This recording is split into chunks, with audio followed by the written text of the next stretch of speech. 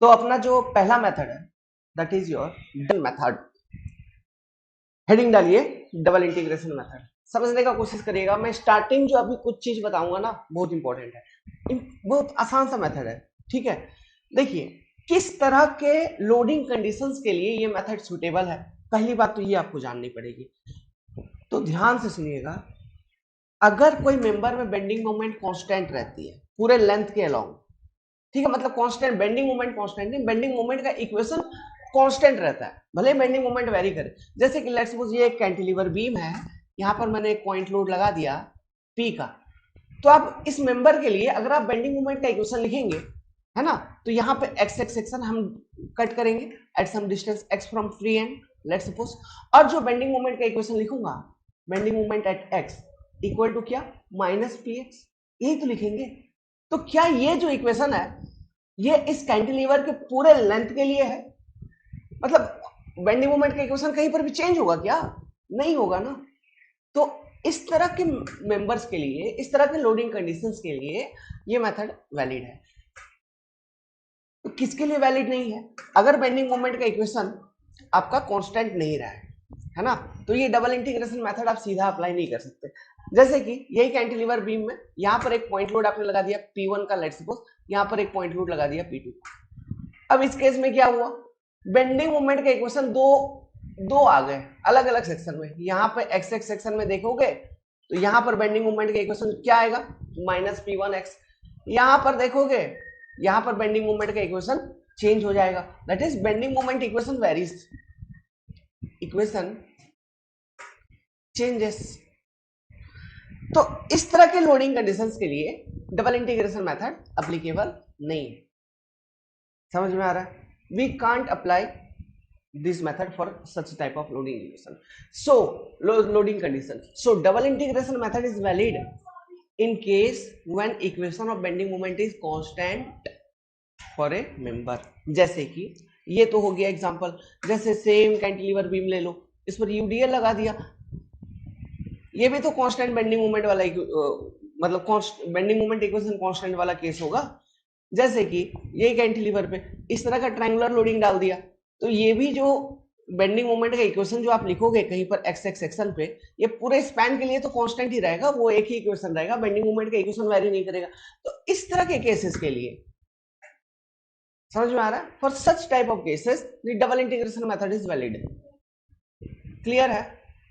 Okay, तो यही चीज हमको लिखना है। सबसे पहले आप ये डायग्राम बनाइए, है ना, ये डायग्राम्स बनाइए, मेथड का हेडिंग डालिए, इन डायग्राम्स को बनाइए। इसके बाद मैं एक स्टेटमेंट लिखवाता हूं, उसको लिखते हुए आगे बढ़ेंगे। लिखिए, दो बातें लिखिए जल्दी जल्दी। It is suitable for prismatic beam, prismatic beam मतलब throughout the length cross section भी कांस्टेंट, क्रॉस सेक्शन भी चेंज नहीं हो रहा। प्रिज्मेटिक मतलब throughout the beam cross section is constant. यहाँ क्रॉस सेक्शन कांस्टेंट होने का मतलब है फ्लेक्सुरल रिजिडिटी आपकी चेंज नहीं होती है, वो एक ही रहती है, वो कांस्टेंट होती है। क्या होती है आगे समझ में आएगा। It is suitable for prismatic beam having same bending moment equation through out the length of the beam, first point. Next, preferably double integration technique, है ना, preferably double integration technique is used for beam width continuous loading. जैसे कि cantilever पे UDL था, cantilever पे uniformly varying load था, या simply supported beam पे यूडीएल हो, है ना, तो ये सारे जो लोडिंग्स हैं these are the continuous loading. तो इस तरह के कॉन्टिन्यूअस लोडिंग केसेस में हम generally to find out the slope and deflection value at any x section we can apply the double integration technique. How to apply, how to use it, we will learn now। यहां लिख लिया, ये objective point of view से आपका यहां तक बातें clear है ना, ये पूछे जा सकते हैं आपको ऑब्जेक्टिव में, ये दो सेंटेंस में से कुछ। देखिएगा, दो चार स्टेप का ही कहानी है, उससे ज्यादा है नहीं, है ना, तो समझिएगा। According to double integration technique, जो इक्वेशन अपने पास मेन पेरेंट इक्वेशन है वो है ये ई आई, ध्यान से देखना इक्वेशन को, बहुत काम का है, into D two y, y d x two is equal to M x. This is your equation. समझ में आया? E I into D two Y upon D x two equal to M x. इसमें क्या है, E आई जो है ये आपका है फ्लेक्सुरल रिजिडिटी, mx क्या है, bending moment eight A section. कहने का मतलब लेट्स सपोज ये कोई एक कैंटिलीवर बीम है ना, प्रिज्मेटिक है, लेट्स सपोज प्रिज्मेटिक दिखा दिया मैंने, तो इसका ei भी कांस्टेंट है मान लो, है ना, प्रिज्मेटिक बीम है, cross section area constant, i constant, e constant कोई भी एक मटेरियल का, है ना, तो ei कांस्टेंट। यहाँ पर एक कोई यूडीएल लग रही है, लेट्स सपोज ऐसा, है ना, w किलो न्यूटन पर मीटर मैग्नीट्यूड का। तो आपने ei तो आपको मेंबर का मालूम, आपने एक x सेक्शन लिया, यहां पर mx का इक्वेशन लिखा, तो ये mx बराबर है ei into d2y by dx2। यहाँ पे y मतलब वर्टिकल डायरेक्शन में देखा जा रहा है और x मतलब along the length, this is the coordinate y और x। समझ में आ रही है बात? ओके, तो d2y बाई dx2 ये कर्वेचर का इक्वेशन आ गया। लेकिन आप ये ध्यान रखना, okay, ei into D two Y by D x two equal to M x, this is important equation. अब हम क्या करेंगे, इस इक्वेशन को इंटीग्रेट करेंगे, ठीक है, मैं लिखवा दूंगा चीजें, कौन कौन सा पैरामीटर क्या है आगे लिखवा दूंगा। We will integrate this equation in 2 times, एक एक करके पहली बार इंटीग्रेशन करेंगे बाय इंटीग्रेटिंग वंस। क्या मिल जाएगा आपको, एक बार इंटीग्रेट करोगे तो ध्यान से देखना, E I D two Y by D x two था, तो ये हो जाएगा आपका d Y by D x equal to M x into x plus some constant c1। ये जो इक्वेशन निकला, this is your equation for slope.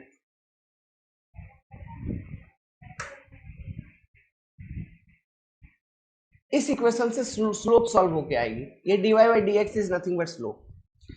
By integrating again, by integrating again, फिर से एक बार इंटीग्रेट कर देंगे। जब एक बार और इंटीग्रेट करेंगे तो हमारे पास क्या बचेगा, E I into D Y by D x था, तो अब ये सीधा सीधा y हो जाएगा, E I into Y equal to M x है पहले से, तो ये मतलब bending moment at x section into x अलग से है, तो M x into x square by 2 plus ये कांस्टेंट c1 था, तो इसके साथ x आ जाएगी c1x plus some constant, new constant आएगा c2। इस तरह से ये इंटीग्रेशन चलेगी। तो 2 बार इंटीग्रेशन किया, पहली बार में इक्वेशन ऑफ स्लोप मिला, दूसरी बार में मिलेगा इक्वेशन ऑफ डिफ्लेक्शन। क्लियर है? यहां तक नोट डाउन करिए।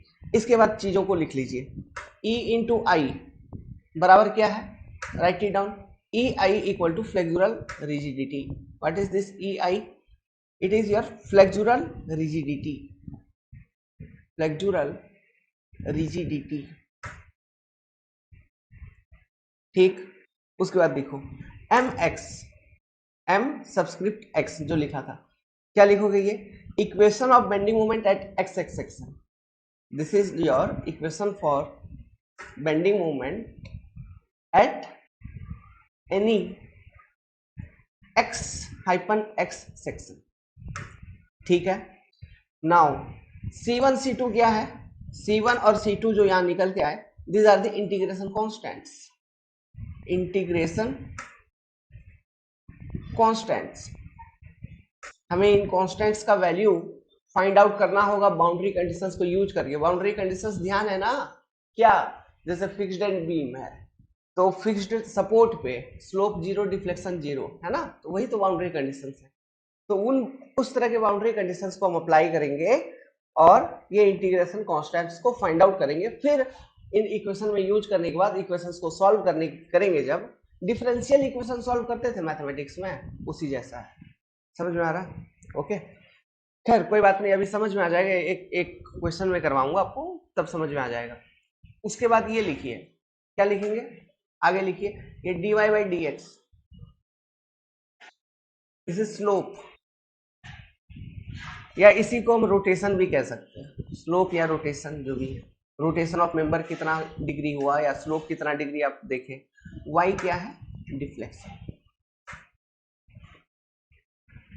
और कोई पैरामीटर छूट रहा है क्या, नहीं, तो note it down, okay, note करिए चीजों को। अब देखिए, एक इंपॉर्टेंट टॉपिक में डिस्कस कर रहा हूं, साइन कन्वेंशन के बारे में बता रहा हूं। स्टैंडर्ड साइन कन्वेंशन है, ठीक है, ध्यान दीजिएगा।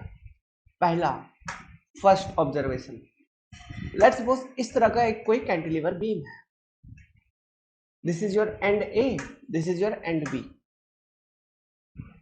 तो यहां पे एक पॉइंट लोड लगा हुआ है, मान के चलो P।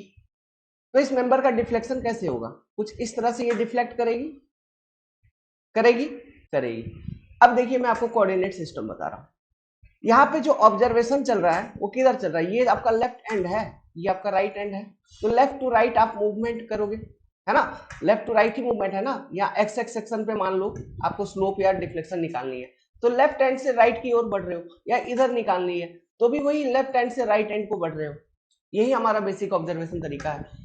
तो लेफ्ट टू राइट जिस डायरेक्शन में बढ़ रहे हो उस डायरेक्शन में जो एक्स है वो पॉजिटिव होगा, पॉजिटिव एक्स, ठीक है। मतलब मैं अगर कोऑर्डिनेट सिस्टम बताऊं तो ये होगा आपका पॉजिटिव एक्स, तो इसके इधर हो गया आपका negative x, positive x negative x. ऊपर हो गया क्या? हमेशा पॉजिटिव वाई, नीचे हो गया आपका हमेशा नेगेटिव वाई। यहां तक बात समझ में आई? कैसे हमने पॉजिटिव एक्स लिया? तो पॉजिटिव एक्स का हमेशा ध्यान रखना, जिस डायरेक्शन में आप स्लोप एंड डिफ्लेक्शन वगैरह निकालोगे, है ना, जिस डायरेक्शन में मूवमेंट है आपका वो डायरेक्शन आपका पॉजिटिव होता है हमेशा। तो ये पॉजिटिव एक्स डायरेक्शन हुआ। अब देखिए, डिफ्लेक्शन का पहले बात कर लेता हूं। डिफ्लेक्शन जो है अपवार्ड अगर है तो पॉजिटिव होगा हमेशा, अगर डिफ्लेक्शन डाउनवर्ड है तो नेगेटिव होगा हमेशा। This is according to standard sign convention. अब बात कर लेते हैं स्लोप का। अगर मेंबर की rotation positive x to positive y हुआ है तो स्लोप इज पॉजिटिव। तो यहां पे इस केस में चेक करिए, मेंबर कैसे रोटेट हुआ? मेंबर का रोटेशन ऐसा हुआ sorry, what is this rotation? Clock या anti clock? This is your anti clock rotation की नहीं? चेक करो घुमा के हाथ, anti clock, this is your anti clock rotation. तो यहां पे देखिए, तो ये आपका पॉजिटिव एक्स पहले ही है, मतलब ये जो है हॉरिजॉन्टल एक्सिस ये पहले से पॉजिटिव एक्स है। तो पॉजिटिव एक्स से एंटी क्लॉक आपको जाना है, मतलब ये पॉजिटिव एक्स, ये देखो ये पॉजिटिव एक्स, यहां से एंटी क्लॉक जाना है, ऐसे ही जाऊंगा मैं। तो पॉजिटिव एक्स से पॉजिटिव वाई, तो इस तरह से जो मेंबर का डिफ्लेक्शन हुआ है तो जो स्लोप आपको मिल रहा है, तो मेंबर में slope positive x to positive y है, मतलब थीटा इज पॉजिटिव। मतलब इस केस में जो काउंटर क्लॉकवाइज रोटेशन होगा, कहने का मतलब anti clock rotations is positive, या फिर counter clockwise rotation positive and clockwise rotation equal to negative हो जाएगा फिर, क्योंकि कोई एक पॉजिटिव होगी तो दूसरा नेगेटिव हो जाएगा। तो इस केस में इस तरह से हम साइन कन्वेंशन देखेंगे। नोट डाउन करिए, ये हुआ पहला केस। केस 2, मान के चलो इस तरह का कैंटिलीवर, लोडिंग आपका यहां लगा है, मेंबर की डिफ्लेक्शन ऐसे होगी, ठीक है। तो डिफ्लेक्शंस का अगर बात कर ले, चलिए बात करेंगे, पहले कोऑर्डिनेट एक्सिस बना लेते हैं। तो देखिए, ये आपका राइट हैंड हो गया, ये आपका लेफ्ट हैंड हो गया। तो यहाँ पे आप राइट टू लेफ्ट मूव करोगे, एक्स एक्स सेक्शन कहीं पर भी निकालोगे, तो जिस डायरेक्शन में मूव कर रहे हो वो डायरेक्शन हमेशा आपका पॉजिटिव एक्स वाला होगा। यही चीज मैं आपको बोल रहा था पकड़ने के लिए। तो ये अगर पॉजिटिव एक्स हो गया तो ये आपका नेगेटिव एक्स, तो ऊपर हमेशा पॉजिटिव वाई, नीचे हमेशा नेगेटिव वाई। तो डिफ्लेक्शंस तो हम वाई एक्सिस के लॉन्ग देख रहे हैं, तो जो ऊपर वाला है पॉजिटिव डायरेक्शन में अगर डिफ्लेक्शन है तो पॉजिटिव, अगर नेगेटिव डायरेक्शन में डिफ्लेक्शन है तो नेगेटिव। स्लोप का अगर मैंने बोला था, क्या बोला था स्लोप का? स्लोप का मैंने बोला था plus x to plus y will be positive slope, है ना। तो यहां पे देखिए मेंबर का रोटेशन कैसा हो रहा है, मेंबर का रोटेशन हो रहा है ऐसा। तो what is this? This is clockwise, this is your clockwise. तो क्लॉकवाइज रोटेशन मतलब पॉजिटिव एक्स से क्लॉकवाइज रोटेशन, तो पॉजिटिव एक्स से यहां से क्लॉकवाइज चलोगे ऐसे आएगा, यही तो रोटेशन दिखेगा, तो plus x to plus y. तो स्लोप इस केस में अगर क्लॉकवाइज है सॉरी, अगर रोटेशन आपका क्लॉकवाइज है तो स्लोप विल बी पॉजिटिव, अगर रोटेशन आपका एंटी क्लॉक है तो slope will be negative. Easy था, दो अलग अलग केसेस मैंने समझा दिए, ठीक है। अगर लेफ्ट टू राइट आप एनालिसिस सॉरी, अगर लेफ्ट टू राइट आप एनालिसिस करोगे तो कैसा, और राइट टू लेफ्ट एनालिसिस करोगे तो कैसा। डिफ्लेक्शन में तो कोई फर्क नहीं पड़ता क्योंकि वहां प्लस वाई और माइनस वाई है, प्लस वाई में पॉजिटिव माइनस वाई में नेगेटिव। जनरली हम स्टैंडर्ड साइन कन्वेंशन ऐसे ही लेते हैं। और स्लोप में आपका बस आपको ऑब्जर्व करना होगा। तो स्लोप में तो ये चीज भी क्लियर हो गया, अगर जिस डायरेक्शन में, यहां से अगर शॉर्टकट में बताओ, जिस डायरेक्शन में लोडिंग है उसी डायरेक्शन में अगर डिफ्लेक्ट बेंड हुआ है मेंबर, है ना, जो कि जनरली होती है, तो स्लोप आपका हमेशा पॉजिटिव ही होगा, चाहे आप लेफ्ट टू राइट देखो या राइट टू लेफ्ट देखो, है कि नहीं। ओके, तो ये चीज आप ध्यान रखना। ओके, इसका उतना ज्यादा कहीं यूज नहीं है, this is just sign convention. Okay, कभी अगर क्वेश्चन टफ बनाया, इस चीज को भी टेस्टिंग करने का वो लोग कोशिश करेगा, तो यहां से भी क्वेश्चन वो बना के दे सकते हैं, साइन कन्वेंशन। ओके, पूछेगा स्लोप तो निकालो, लेकिन बोलेगा पॉजिटिव है या नेगेटिव ये भी बताओ, तो ये टेस्टिंग हो जाती है। ठीक है, इस वाले क्वेश्चन को पढ़िए और ट्राई करिए। देखिए, भले ही हम मान लो ऑब्जेक्टिव लेवल एग्जाम का तैयारी कर रहे हैं, बहुत तरह का अलग अलग एग्जामिनेशन पैटर्न होता है, लेकिन बात क्या है, कुछ कन्वेंशनल क्वेश्चन सॉल्व करना बहुत जरूरी होता है, ताकि जो भी मेथड हमने पढ़ा है उस मेथड को कैसे यूज करते हैं ये चीज हमें समझ में आए रियल टर्म्स में, है ना, क्योंकि यहां से ये अंडरस्टैंडिंग से ऑब्जेक्टिव क्वेश्चन उठा लिए जाते हैं। क्लियर है, तो उम्मीद करता हूं जब तक हमने कुछ कुछ बोला तब तक में आपने क्वेश्चन लिख लिया होगा। तो कैसे ट्राई करेंगे, इसका पहले डिफ्लेक्टेड शेप बनाओ, इस तरह से ये डिफ्लेक्ट करेगा, कहीं ना कहीं ऐसा डिफ्लेक्ट करेगा। हमारा एनालिसिस लेफ्ट टू राइट चलने वाला है, ये बात भी क्लियर है, ठीक है। तो हमारे पास जो इक्वेशन है, जो मेन बेसिक इक्वेशन मैंने आपको दिया था, वो दिया था E I into D two Y by D x two, ये इक्वेशन मैंने आपको दिया था, इक्वल टू होता है M x, this is your equation. तो एम एक्स सबसे पहले हमको फाइंड आउट करना है, तो let's suppose I am taking x x section at some distance x from end a, तो यहां पे mx इक्वल टू कितना होगा, तो mx इक्वल टू होगा minus p into x, hogging moment है, तो ये सैगिंग है या हॉगिंग है ये देखते हुए mx लिखना है, ऐसे ही नहीं लिख देना, है ना। तो ये इक्वेशन कंप्लीट करेंगे तो क्या हो जाएगा, E I D two Y by D x two equal to minus P x, this is your equation 1।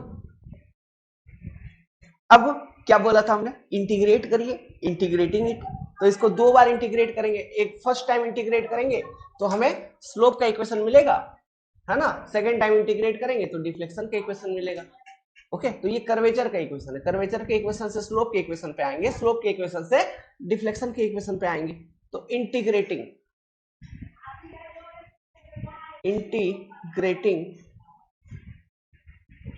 Once,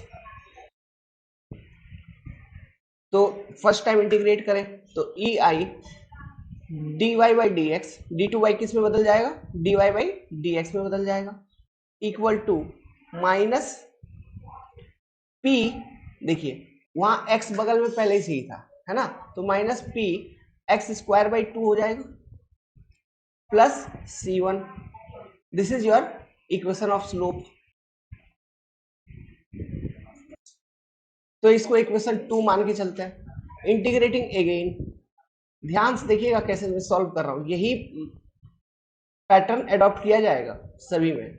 integrating again, फिर से इंटीग्रेट करेंगे तो ई आई इंटू वाई आ जाएगा equal to minus p by two, बाहर निकाल लीजिए तो कांस्टेंट है, एक्स स्क्वायर है तो x three by three plus c one x plus और एक नया integration constant c two, this is your equation for deflection. इसको मान लिया इक्वेशन नंबर 3, ठीक है। तो 3 इक्वेशन आपको मालूम हो गए। नाउ अब बारी क्या है, बारी है इंटीग्रेशन कांस्टेंट के वैल्यू को फाइंड आउट करना, मतलब C1 और C2 जो यहाँ पे है इनके वैल्यूज को फाइंड आउट करना। Okay, values of integration constant, integration constant कैसे निकलेगा, कैसे निकलेगा? तो to find the value of integration constant we required boundary condition. हमें क्या चाहिए, हमें चाहिए boundary conditions. Boundary condition, boundary condition क्या है, देखिए इस तरह का कैंटिलीवर बीम था, ये फिक्स्ड था पॉइंट बी, और यहाँ पे पॉइंट लोड ए लग रहा था, सॉरी पी लग रहा था at point a. Now x हमने यहां से लिया था एंड ए से लिया था एक्स, जहां पे हमने एम एक्स का वैल्यू निकाला था माइनस पी एक्स, क्लियर है। फिर उसके आगे हमने कंटिन्यू किया। तो जो बाउंड्री कंडीशन है, पहला बाउंड्री कंडीशन में अगर ऐसे लिखूं at x equal to l, मतलब x इक्वल टू एल कहने का मतलब है x l के बराबर, मतलब at b, at point b. At point b कहने का मतलब है फिक्स्ड एंड है ना। तो यहां पे slope equal to 0, that is dy by D x equal to 0 होना चाहिए, होना चाहिए। So using equation 2, using equation 2, क्या है equation 2? E I into D Y by D x था ना, d Y by D x equal to minus P x square by 2 plus C1। तो इसको सिंप्लीफाई करेंगे, सॉल्व करेंगे, तो यहां बगल में करता हूं, तो ये वाला सेक्शन तो पूरा का पूरा 0 हो जाएगा। तो 0 equal to minus P x की जगह L square by 2 plus C1। तो C1 equal to P L square by 2, this is first integration constant what you got, एक इंटीग्रेशन कांस्टेंट आपको मिल गया। तो वन बाउंड्री कंडीशन यूज किया हमने, वन इंटीग्रेशन कांस्टेंट फाइंड किया। उसी तरह से दो इंटीग्रेशन कांस्टेंट है तो हमें दो बाउंड्री कंडीशन चाहिए। तो पहला तो आपने यूज कर लिया कि slope equal to 0 at fixed at, तो दूसरा बाउंड्री कंडीशन क्या यूज करेंगे कि at same x equal to l, that is at b deflection is also 0 ना, क्योंकि वहां पे क्यों स्लोप डिफ्लेक्शन फिक्स्ड एंड पे क्यों 0, मैंने आपको समझा रखा है, वहां पे मूवमेंट रिएक्शंस अवेलेबल होते हैं, है ना। जैसे ये फिक्स्ड एंड है तो यहाँ पे स्लोप मेंबर जब डिफ्लेक्ट हो रही है तो कुछ इस तरह से डिफ्लेक्ट हो रही है। तो यहाँ पे देखिए जस्ट यहाँ पे थीटा इक्वल टू 0, तो यही तो है स्लोप इक्वल टू 0, क्यों, movement reaction is available not 0, एक मिनट, नॉट 0, इसी जगह पे डेल्टा इक्वल टू 0 है ना, क्यों, reaction vertical reaction is not 0, यहाँ पे vertical reaction movement reaction available है, इस कारण से स्लोप एंड डिफ्लेक्शन 0 है। तो deflection equal to 0, that is y equal to 0। So using equation 3 deflection वाला, हम कर्वेचर वाला इक्वेशन को भी यूज कर सकते हैं, है ना। लेकिन जैसे जैसे आपको बाउंड्री कंडीशन मिलेगा ऐसे जनरली कर्वेचर को उतना आइडिया सबको हो नहीं पाता है, इसलिए ज्यादा इजी रहता है स्लोप एंड डिफ्लेक्शन का इक्वेशन को यूज करना, ये बाउंड्री कंडीशन तुरंत दिख जाती है ना। तो यूजिंग इक्वेशन 3, क्या इक्वेशन है, माइनस, अच्छा ई आई इंटू वाई था तो ये तो 0 हो जाएगा, ये वाला इधर तो 0 हो गया। इसके बाद क्या बचा, minus p by 2 into x Q by P L Q by 6, सीधा लिखता हूं, है ना, प्लस C1, C1 का वैल्यू अभी निकाल लिया आपने, है ना, P L two by 2, C1 का वैल्यू इंटू एक्स था, यहाँ पे इंटू एक्स था, एक्स बराबर क्या लिया था हमने L, तो into L plus C2 equal to 0, sorry C2 equal to 0 तो उधर लिख ही लिया। तो यहां से क्या आपका C2 का वैल्यू नहीं निकल जाएगा, बताओ, तो C2 का वैल्यू क्या निकल जाएगा, एक मिनट, यहां से आपका C2 का वैल्यू निकल जाएगा minus P L Q by 3,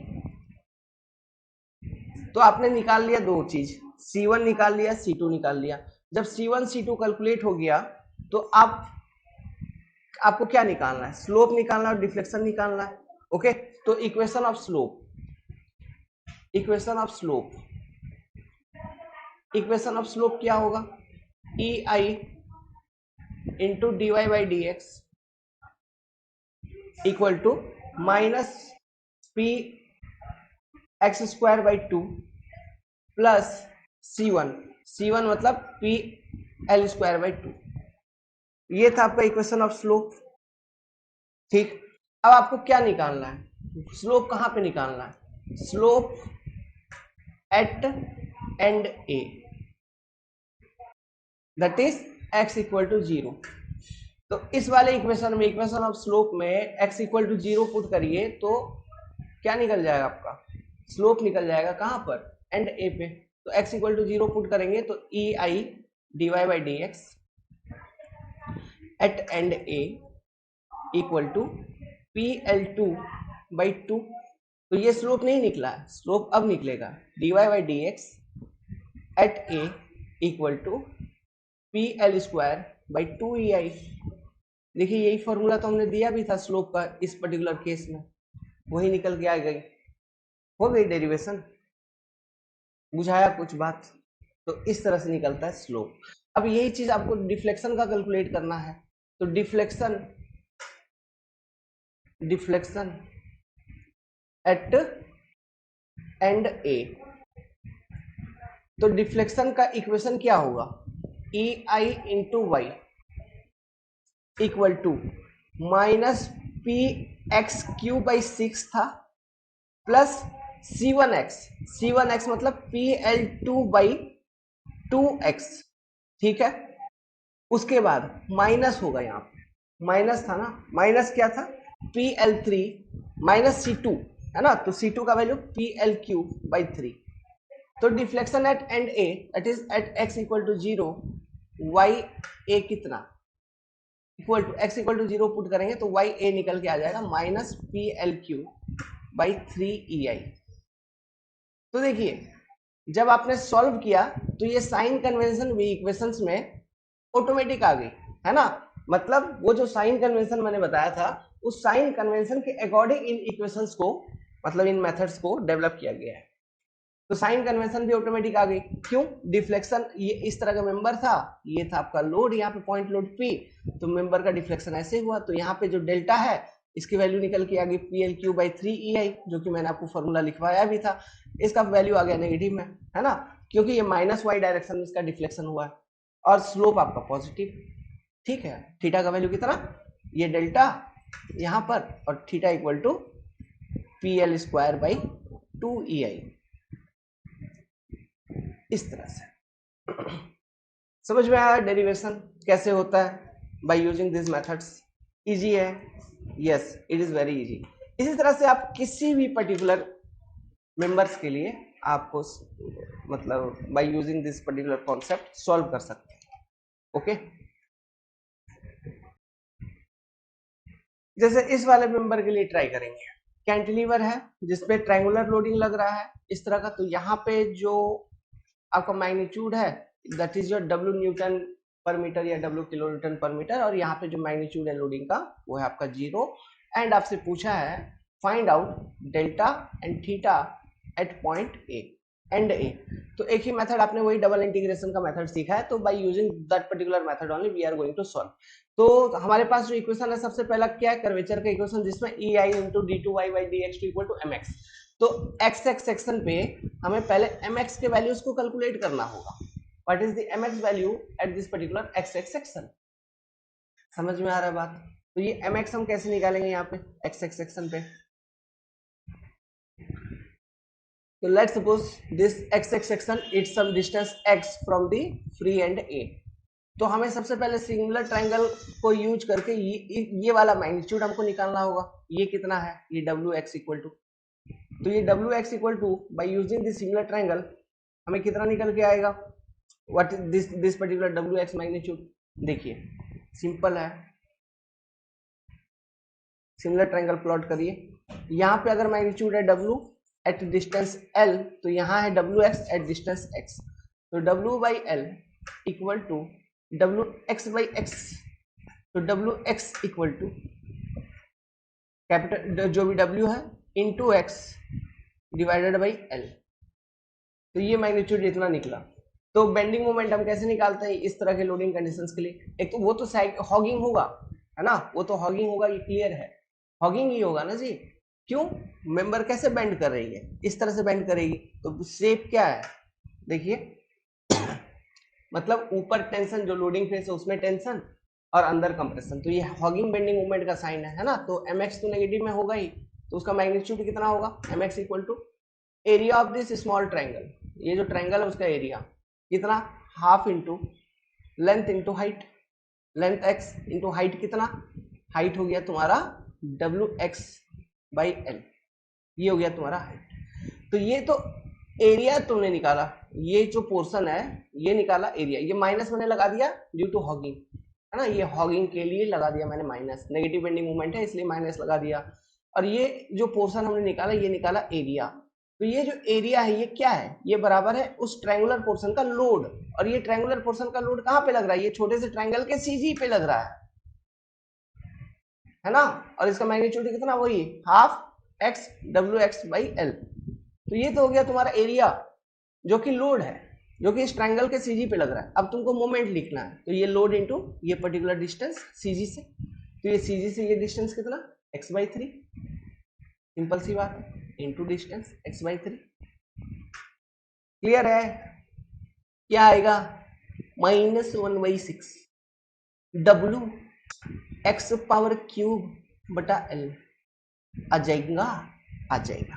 तो ये निकल गया तुम्हारा mx का इक्वेशन। सबसे पहले mx निकाल लिया आपने, अब यूज करो यार, क्या है E I into d2y by dx2 equal to -1/6 WX cube by L, ठीक है। इंटीग्रेटिंग, क्यों इंटीग्रेट कर रहे हैं, स्लोप की इक्वेशन के लिए इंटीग्रेटिंग, तो E I dy by dx हो जाएगा,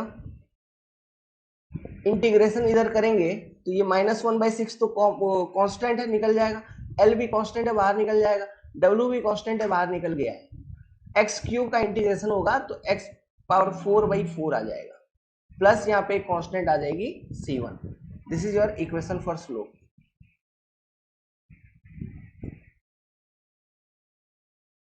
इक्वेशन 2 मान लेते हैं, इंटीग्रेटिंग अगेन, इंटीग्रेटिंग सिंपल है यार, है ना, इंटीग्रेटिंग अगेन दोबारा इंटीग्रेट कर देंगे, तो E I into Y equal to, अब ये कांस्टेंट है, ये देखो -6×24 1/24 W by l, x power 4 का इंटीग्रेशन x पावर 5/5, यही होगा, x पावर 4 का इंटीग्रेशन क्या होता है, x power 5/5 plus C1x plus C2, equation for deflection,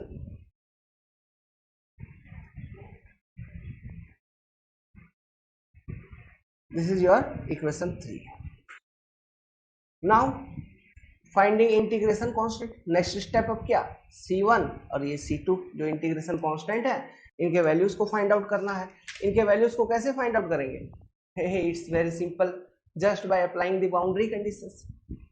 कैसे फाइंड आउट होगा बाबू, बाउंड्री कंडीशंस को अप्लाई करके ना। अब what are the boundary condition, boundary condition is nothing but कि at x equal to L your slope equal to 0, at x equal to L your delta equal to 0, these are the boundary condition, that is x equal to L पर fixed है ना, तो यहाँ पे slope भी 0 और x equal to L पर आपका डिफ्लेक्शन भी 0, this is your boundary conditions. तो हमारे पास दो बाउंड्री कंडीशंस हैं, दो बाउंड्री कंडीशंस को यूज करेंगे इन इक्वेशंस में, अब इक्वेशंस में ये जो यहाँ पे इक्वेशंस हमने लिखा है, यहाँ से हम C1 एंड C2 के वैल्यूज को फाइंड आउट कर लेंगे easily. Can we do it, yes, तो do it, find out, okay. तो ये बाउंड्री कंडीशंस आपको यूज करना है, जब आप इन बाउंड्री कंडीशंस को यूज करेंगे, क्या लिखा, at x equal to L dy by dx at b, that is slope equal to 0 at x equal to L, this second boundary conditions, y at b equal to 0, deflection equal to 0। तो यहाँ से आपका जो integration constant है c1 का value solve करिए अब, है ना। अब ये छोटा छोटा चीज भी मैं ही करवाऊं तो क्या होगा, WL का 1/24 WL क्यूब और C2 का वैल्यू जो है ये निकल के आ जाएगा -1/30 WL power 4। These are the integration constant what you are going to get. Okay, so अब इन इंटीग्रेशन कांस्टेंट को जो हमने स्लोप एंड डिफ्लेक्शंस के इक्वेशन लिखे थे उसमें फीड करेंगे। तो उसमें फीड करने के बाद तो सबसे पहले हम वैल्यूज कैलकुलेट कर लेते हैं। क्या, first slope at A, slope at A कहने का मतलब है कि x इक्वल टू 0 पे आपको स्लोप निकालना है। तो x इक्वल टू 0 पे जब आप स्लोप निकालोगे तो स्लोप का इक्वेशन क्या है, ei into D Y by D X आएगा equal to -1/24 W by L into X power 4 आया था प्लस 1/24 WL क्यूब आया था, है ना, इंटीग्रेशन कांस्टेंट ये C1 का वैल्यू। तो x इक्वल टू 0 मतलब ये वाला पोर्शन कंप्लीटली 0 हो गया ना। तो बचा क्या अपने पास, बचा ये dy by D x equal to 1/24 WL cube by EI। शायद ये फॉर्मूला मैंने लिखवाया भी था आपको। इसी तरह से सेकेंड, जब आप डेल्टा निकालोगे डिफ्लेक्शन एट ए,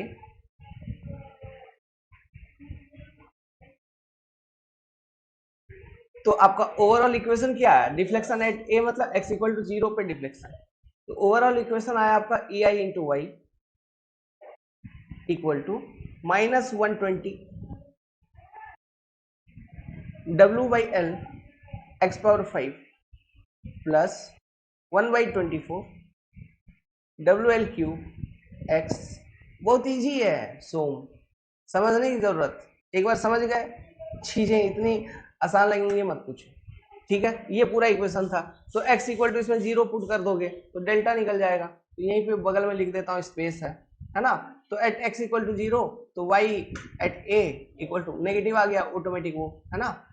क्या, WL4 बाई 30 लिखवाया था स्टैंडर्ड फॉर्मूला में, ये फॉर्मूलास को ध्यान दीजिए। तो आ गया, क्या बोलते हो, क्या बोलती है पब्लिक, आया, आ गया, नोट डाउन करिए। हो जाएगा काम अब स्लोप एंड डिफ्लेक्शन का by using double integration method, हो जाना चाहिए। ओके, इजी है। चलो और एक क्वेश्चन इस पर करवा देता हूं, इस वाले क्वेश्चन को करो, ये तो बहुत ही आसान है, कुछ नहीं है इसमें। देखिए एक सिंपली सपोर्टेड बीम है ना। अब इसमें आपसे पूछा जा रहा है कि स्लोप निकालिए एंड ए पे, बी पे, और डिफ्लेक्शन निकालिए मिड सेक्शन। लोडिंग कैसा है, uniformly distributed movement of clockwise, clockwise movement है ना। देखो ये क्लॉकवाइज ही तो है ना, ये डायरेक्शन कैसा, घड़ी की दिशा का। यूनिफॉर्मली डिस्ट्रीब्यूटेड मूवमेंट मतलब मूवमेंट का मैग्नीट्यूड कुछ ऐसा है, m किलो न्यूटन मीटर, यही होता है मूवमेंट का मैग्नीट्यूड, सॉरी यूनिट पर मीटर लग रही है, m kilo newton metre movement पर मीटर लग रही है। समझ में आ रहा, this is your uniformly distributed movement. इस तरह का केस मैंने एसएफडी बीएमडी में करवाया था, याद करो। यूनिफॉर्मली डिस्ट्रीब्यूटेड मूवमेंट, शुरू हो जाइए, सॉल्व करिए। कैसे करेंगे, सबसे पहले तो डबल इंटीग्रेशन यूज करने के लिए, अच्छा इसका लेंथ है L मान लो, तो मिड सेक्शन कहाँ पे होगा, L/2 पे होगा। ठीक, मैं L/2 से पहले यहां पर कहीं पे x सेक्शन लेता हूं, at some distance x from support A, और यहां पर मेरे को mx की वैल्यू बतानी है। mx का इक्वेशन लिखूंगा, है ना, ये मेरे को करना होगा। तो mx का इक्वेशन निकालना है, कैसे लिखेंगे, तो सबसे पहले हमको सपोर्ट रिएक्शंस कैलकुलेट करने होंगे, है ना। कौन से, ये RA मोमेंट रिएक्शन तो होगा नहीं, ओके, जो भी होगा ट्रांसवर्स रिएक्शन होगा। तो RA और RB का वैल्यू कितना ये बताना होगा। तो सॉल्व करेंगे कैसे, डिटर्मिनेट स्ट्रक्चर है, डिटर्मिनेट मेंबर है ना, ठीक। तो इक्विलिब्रियम इक्वेशन से रिएक्शन निकल जाएगा, तो इक्विलिब्रियम इक्वेशन इक्विलिब्रियम इक्वेशंस, ये सारे ऑब्जेक्टिव क्वेश्चन में आते रहते हैं, है ना। तो इसलिए आपको मेथड, ट्रिक, कॉन्सेप्ट पता होना चाहिए निकालने का। तो पहला r a plus r b equal to 0, loading कुछ है नहीं ट्रांसवर्स डायरेक्शन में, तो मोमेंट लग रही है केवल। ये पहला इक्विलिब्रियम इक्वेशन। दूसरा इक्विलिब्रियम, किसी भी सपोर्ट के अबाउट मोमेंट इक्वल टू 0 लिख दीजिए। तो लिखेंगे तो R A into l plus m into l equal to 0। तो यहां से सिंप्लीफाई करेंगे, r A equal to minus m निकल गया, तो आर बी इक्वल टू क्या निकल जाएगा, plus m. These are the support reactions. ये क्या निकल के आ गए तुम्हारे, सपोर्ट रिएक्शन, ठीक है। तो ये किलो न्यूटन में आया है ना, क्योंकि ये रिएक्शंस का यूनिट किलो न्यूटन में होगा। वेल तो अब देखिए, bending moment at x section M X, X from A हमने लिया था, डायग्राम दिखते रहना, डायग्राम के अकॉर्डिंग चीजें मैं करूंगा।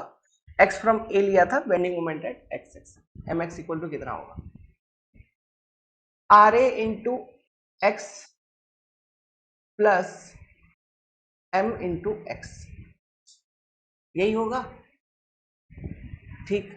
तो आर ए इक्वल टू क्या, minus m x, minus m into x plus M x equal to 0। मतलब मेंबर में बेंडिंग मोमेंट है ही नहीं, no bending moment in member. मतलब ये जो कंडीशन है, this is condition of pure shear,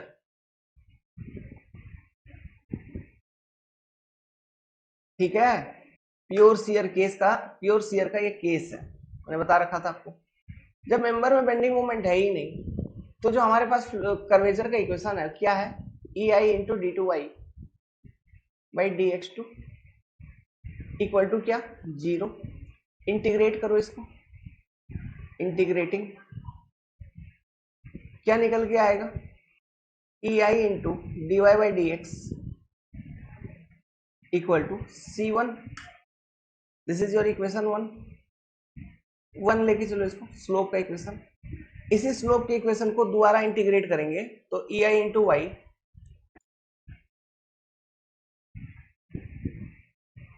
C1x plus C2, deflection equation,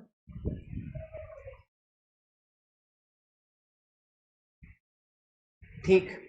now there are two integration constant, कौन कौन सा, C1 एंड C2। तो बाउंड्री कंडीशंस यूज करके इंटीग्रेशन कांस्टेंट को हमें कैलकुलेट करना होगा। तो बाउंड्री कंडीशंस क्या अप्लाई करेंगे, ये सोचने वाली बात है। What are the boundary condition which we can use. तो देखिए, एक मैं पहला एक सिंपल सा इक्वेशन आपको बताता हूं कि at x equal to l आपका डेल्टा 0 है। x इक्वल टू एल करेंगे मतलब, x इक्वल टू एल मतलब सपोर्ट B, तो वहां पर भी तो डिफ्लेक्शन इक्वल टू 0 है। दूसरा बाउंड्री कंडीशन क्या अप्लाई कर सकते हैं, सिंपल सा बाउंड्री कंडीशन सोचिए कि at second x equal to 0 that is support A, यहां पर भी तो डेल्टा 0 है, that is y equal to 0। तो डिफ्लेक्शन के टर्म्स में ही दोनों बाउंड्री कंडीशन लिख दिया। तो पहला अप्लाई करो x equal to 0, x equal to 0, x equal to 0 अगर पुट करोगे ये ऊपर वाली इक्वेशन में, ये डिफ्लेक्शन की इक्वेशन है, तो 0 इक्वल टू 0 प्लस C2, मतलब C2 का वैल्यू जो निकला, ये निकला आपका 0। C2 का वैल्यू कितना निकला, C2 का वैल्यू निकला 0, ठीक है। जब C2 का वैल्यू तुम्हारा 0 निकल गया, तो x equal to l put करोगे, x equal to l put करोगे, y इक्वल टू 0, मतलब 0 equal to C1 into L. तो C1 का भी वैल्यू क्या निकल गया, C1 का भी वैल्यू निकल गया 0। C1 C2 both are 0, that is integration constants are 0। देखिए निकाल के, मैं तो मुंह से ही बोल दिया, आपको लिखना है तो लिख पढ़ के देखो। Integration constants equal to 0। इसका मतलब क्या हुआ? इसका मतलब ये हुआ जब इंटीग्रेशन कांस्टेंट का वैल्यू 0 निकल गया तो in this particular beam there will be no slope and deflection at any point.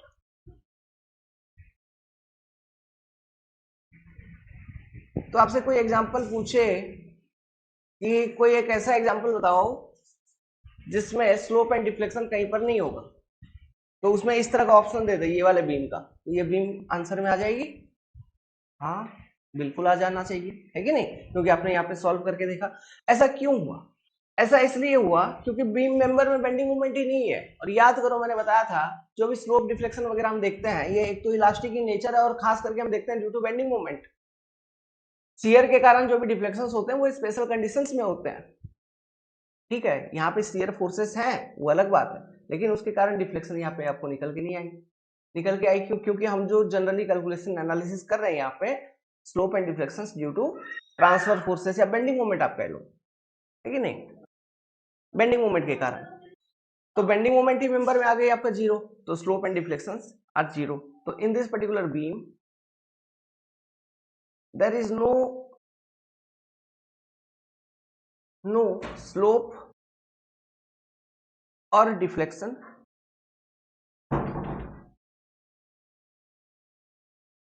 Eight any x.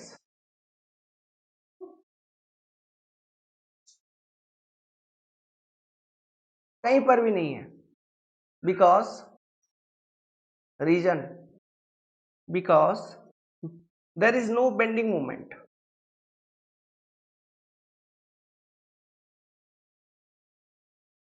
समझे?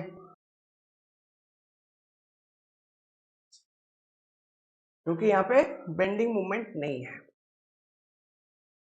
इन बीम, इन दी बीम ऐसे लिख लो mx इक्वल टू 0 आ गया था। This is the reason, note it down. तो with this we have completed the method number 1, double integration method. उम्मीद करता हूँ समझ में आया होगा। कोई बड़ी तीसमार खान टाइप का चीज है नहीं, इजी इजी चीजें हैं। आगे भी जितने भी मेथड करेंगे सभी आसान मेथड्स हैं। ओके, तो नोट। अब देखिए, अब जो नेक्स्ट मेथड है आपका method number 2, this is your Macaulay method. पहले हमने किया डबल इंटीग्रेशन मेथड, अब हम करेंगे Macaulay method. This is your method number 2। लिखिए 2 लाइन इसमें। It is an improvement over double integration method only. ये कोई अलग से नया मेथड नहीं है कुछ, जो डबल इंटीग्रेशन का इक्वेशन है उसी इक्वेशन को यूज किया जाएगा, बस थोड़ा इंप्रूव करके। इंप्रूवमेंट क्या? इंप्रूवमेंट इन टर्म्स की ध्यान दो। जो डबल इंटीग्रेशन मेथड था उसमें हमने आपको ये बताया था कि अगर कॉन्टिन्यूअस टाइप ऑफ लोडिंग और बेंडिंग मोमेंट का इक्वेशन स्पैन के लिए कोई एक ही है तो ही वो मेथड आप यूज कर पाओगे। बट मैकुले के इंप्रूवमेंट में ये चीज खत्म हो जाती है। वो जो डिमेरिट थी वो डिमेरिट को मैकुले साहब ने एलिमिनेट कर दिया एक अलग तरीके से इक्वेशन को लिख के। अब वो अलग तरीका क्या है अभी हम पढ़ने जा रहे हैं, है ना? तो वही चीज है, लिखिए second point. This method is suitable for prismatic beam. जैसा पहले था डबल इंटीग्रेशन प्रिज्मेटिक बीम के लिए, ये भी प्रिज्मेटिक बीम के लिए, कोई बात नहीं। हैविंग डिसकंटीन्यूअस लोडिंग, ये इंपॉर्टेंट पॉइंट है। पहला वाला मेथड जो था डबल इंटीग्रेशन मेथड उसमें लोडिंग कंटिन्यूअस होनी चाहिए थी, इसमें लोडिंग डिसकंटीन्यूअस हो चुकी है। That is equation of bending moment में भी डिफरेंट फॉर डिफरेंट सेक्शन। जैसे कि ये किसी भी केस के लिए वैलिड है। फॉर एग्जांपल एक कैंटिलीवर बीम है, यहाँ पर एक पॉइंट लोड लगा दिया, इधर एक पॉइंट लोड लगा दिया, इस वाले कंडीशन के लिए भी वैलिड है। कोई सिंपली सपोर्टेड बीम है मान लो, ठीक है, सिंपली सपोर्टेड बीम पर आपका एक यहाँ पे एक पॉइंट लोड है, एक मूवमेंट है, तो देखिए बेंडिंग मूवमेंट का इक्वेशन अलग अलग स्पैन पे अलग आएगा ना। यहाँ पे देखो वो एक्स एक्स, तो यहाँ इक्वेशन अलग, यहाँ इक्वेशन अलग हो जाएगा, यहाँ पे एक्स एक्स कट करोगे इधर इक्वेशन अलग हो जाएगा। सिमिलरली नीचे वाले सिंपली सपोर्टेड बीम के लिए, तो ये सभी तरह के कंडीशंस के लिए सुटेबल है, लेकिन बीम प्रिज्मेटिक होना चाहिए, ये चीज है। समझ में आ रही है बात? तो ये डायग्राम बना लीजिए और इसको पहले नोट डाउन करिए। अभी एक एक करके आपको एक्सप्लेन करते हैं चीजों को। चलिए देखिए यहाँ पे कुछ बातों को समझिए। एक सिंपली सपोर्टेड बीम है, यहाँ पर 2 पॉइंट लोड लग रहा है, एक पॉइंट लोड P1 लग रहा है, एक पॉइंट लोड P2 लग रहा है। यहाँ तक तो कोई दिक्कत नहीं, दिख रहा है आपको साफ साफ। अब चीजों को समझिए। Let's suppose this is your point A, this is your point B, this is your point c, this is your point d. ठीक है, अब एक चीज और समझिए, लेट सपोज ये ओवरऑल मेंबर का लेंथ कितना, ओवरऑल मेंबर का लेंथ हो गया आपका एल, ये पूरे मेंबर का लेंथ हो गया एल। अब देखिए एक चीज समझिए, लेट्स सपोज ये जो P1 लोड है ये एट सम डिस्टेंस A लग रहा है फ्रॉम सपोर्ट A। ये लोडिंग का पोजीशन तुमको मालूम होना चाहिए कि ये लोडिंग कहाँ लग रही है। उसी तरह से ये P2 जो लोड है, लेट्स सपोज ये लग रही है at some distance B from support A। कहाँ से, किसी एक ही पर्टिकुलर सपोर्ट से हम इन लोड का पोजीशन बता रहे हैं। जैसे यहाँ सपोर्ट ए से बताया, उस तरह से आप सपोर्ट डी से बता सकते हो।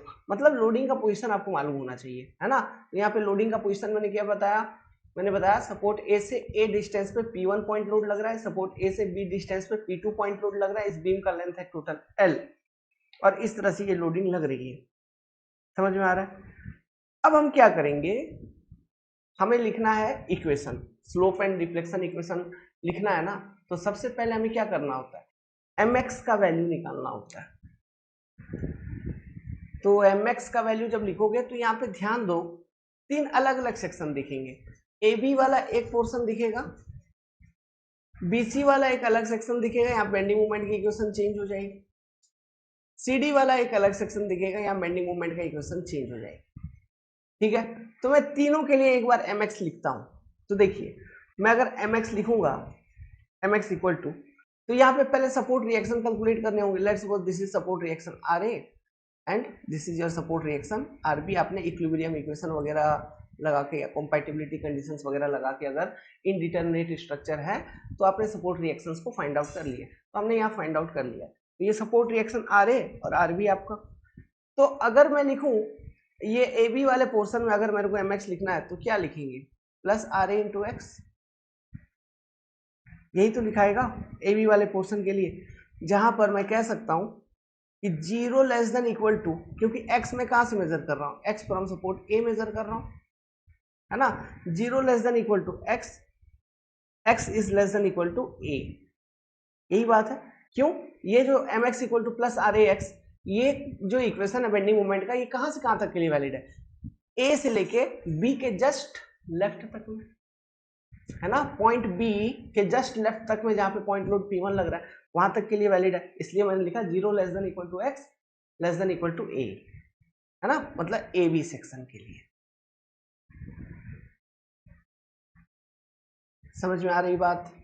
सिमिलरली mx अगर मैं लिखूं फॉर BC सेक्शन, ध्यान से देखना किसके लिए मैं लिख रहा हूं, BC वाले सेक्शन के लिए अगर मैं mx लिखूं, क्या लिखाएगा, प्लस RA इंटू एक्स, मतलब x फिर यहां से फ्रॉम सपोर्ट A, है ना, यही से मैं x देख रहा हूं। तो RA इंटू एक्स ये तो लिखा, माइनस P1 इंटू, ध्यान देखना सेकेंड टर्म देखना, माइनस P1 इंटू क्या, इंटू मेरे को ये डिस्टेंस करना है, मतलब यहां से पॉइंट B से लेके ये x सेक्शन तक का ये डिस्टेंस हमको करना है, दिस पर्टिकुलर डिस्टेंस। तो ये डिस्टेंस कैसे लिखूंगा, क्या ये डिस्टेंस मैं x माइनस A लिख सकता हूं, can I write this particular distance as x minus A, लिख सकते हैं कि नहीं लिख सकते, समझ में आ रही है। तो मैं यहाँ पे लिखता हूं इंटू एक्स माइनस ए। देखो पोजिशन का मैंने यूज कैसे किया, तो ये जो इक्वेशन है mx का, it is valid for BC section, है ना, this is valid for BC section, जिसमें हम ऐसे कह सकते हैं, डिफाइन कर सकते हैं 0 less than equal to x, ठीक है, less than equal to B, ठीक है।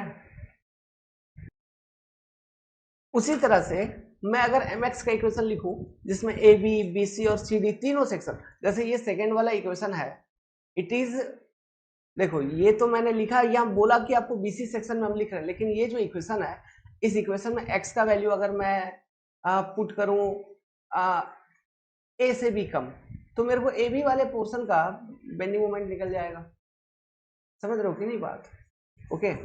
आप यहीं पे देखिए ना, अगर मैं x का वैल्यू A पुट कर दूं, सीधा सीधा x का वैल्यू A पुट कर दूं, ठीक है, तो ये वाला पोर्शन तो 0 हो जाएगा, कौन सा, ये वाला पोर्शन, ओके। उसी तरह से मैं mx अगर लिखूं CD वाले सेक्शन के लिए, ध्यान से देखना, डायग्राम अपने कॉपी में देखना, प्लस RAX,